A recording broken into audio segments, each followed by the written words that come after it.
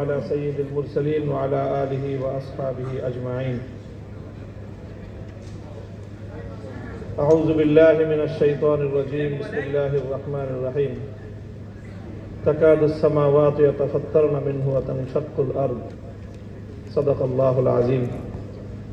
জাতীয় ওলামা মাশায়েখ আইম্মা পরিষদ কর্তৃক আয়োজিত আজকের এই গুরুত্বপূর্ণ সেমিনারে উপস্থিত সম্মানিত সভাপতি, উপস্থিত রয়েছেন বাংলাদেশের ইসলামী সংগঠন সমূহের শীর্ষ নেতৃবৃন্দ, সম্মানিত উপস্থিতি। সময় সংক্ষিপ্ত হওয়ার কারণে আমি খুব সংক্ষেপে আমার কথাগুলো আপনাদের সামনে তুলে ধরার চেষ্টা করছি। বর্তমান অন্তর্বর্তীকালীন সরকার কর্তৃক গঠিত 11টি সংস্কার কমিশনের একটি হলো নারী বিষয়ক সংস্কার কমিশন। এই কমিশন গত 19 এপ্রিল তাদের প্রস্তাবনা জমা দেওয়ার পরেই আসলে আমরা এই প্রস্তাবনা দেখার পরে স্তম্ভিত। বাংলাদেশের আগস্ট বিপ্লবের পর, জুলাই আগস্ট বিপ্লবের পরেও এই ধরনের একটি প্রস্তাবনা রাষ্ট্রীয় পর্যায়ে উপস্থাপিত হতে পারে এটা আমাদের কল্পনাতেও ছিল না। এই জন্যই এই নারী কমিশনের ব্যাপারে আমাদের মন্তব্য অনেক কঠোর। তাদের ব্যাপারে এরকম মন্তব্যের কারণ এটাই যে তারা না বাংলাদেশের পুরুষ সমাজের প্রতিনিধিত্ব করে, না নারী সমাজের প্রতিনিধিত্ব করে। বাংলাদেশের অধিকাংশ অথবা মোর দেন 90% নারীদের চিন্তা চেতনার সাথে সম্পূর্ণ সাংঘর্ষিক কিছু প্রস্তাবনা নারী সমাজের প্রতিনিধিত্বের নামে তারা উপস্থাপন করেছে।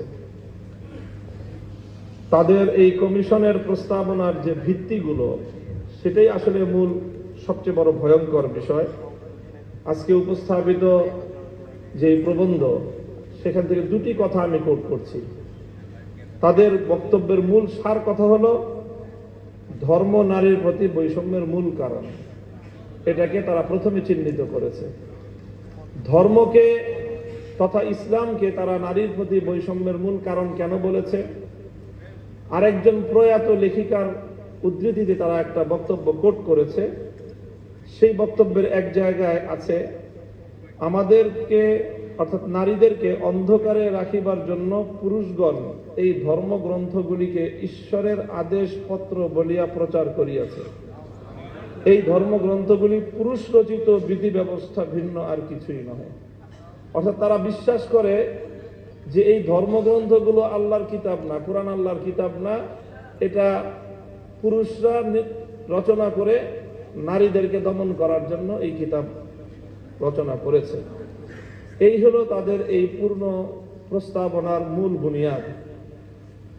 কাজে এই ধরনের একটি প্রস্তাবনা উপস্থাপন করার পরে আমাদের ইসলামী সংগঠনগুলোর পক্ষ থেকে, ইসলামী জনতার পক্ষ থেকে কি প্রতিক্রিয়া হওয়া উচিত?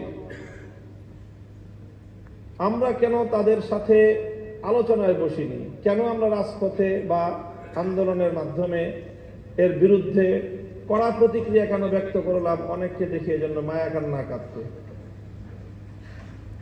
আমার পরিষ্কার কথা যে তারা যথেষ্টই জানে এবং দীর্ঘ একটাই আলোচনা নারী সংস্কার, নারী নীতি নিয়ে দশকের পর দশক ধরে কথা চলে আসছে এবং সেই কথার ধারাবাহিকতায় অনেক আলোচনা হয়েছে।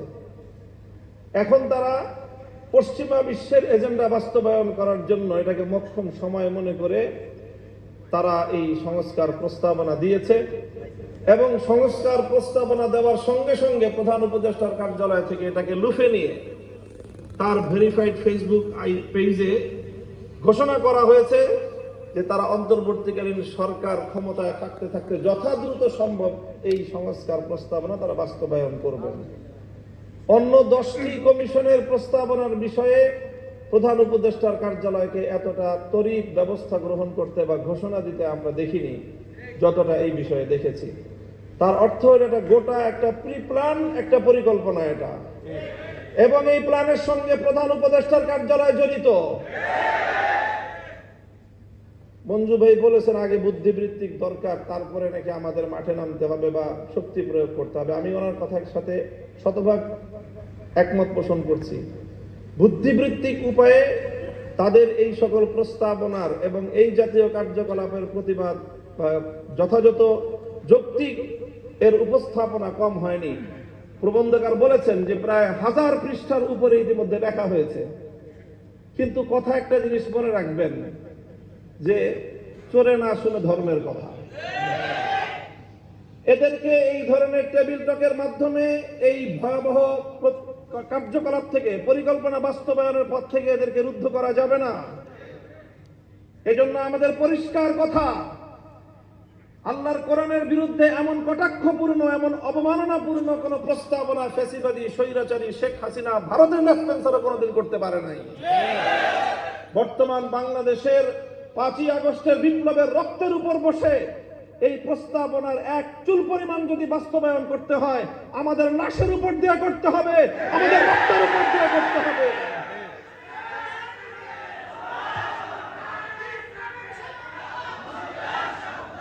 আমরা পরিষ্কার বলতে চাই, নারীর কাঁধে বন্দুক রেখে ইসলামকে ঘায়েল করবার এই দূরভিসন্ধি বন্ধ করুন।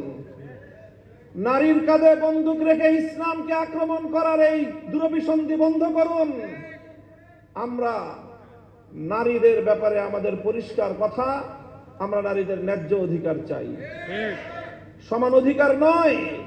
সমান অধিকার দিলে নারীরা টিকতে পারবে না, দেশের সঙ্গে প্রতিযোগিতা করে সমাজে তাদের প্রকৃত অধিকার বাস্তবায়ন করতে পারবে না। এই জন্যই তো সংরক্ষিত আসন দিয়ে তাদেরকে আনতে হয়। প্রত্যেকটা জায়গায় তাদের জন্য সংরক্ষিত আসন দিয়ে নির্বাচনের মাধ্যমে বিভিন্ন উপায়ে তাদের প্রতিনিধিত্ব নিশ্চিত করতে হয়। কারণ সমান অধিকার দিয়ে নারীরা পুরুষের সঙ্গে প্রতিযোগিতায় অধিকাংশ জায়গায়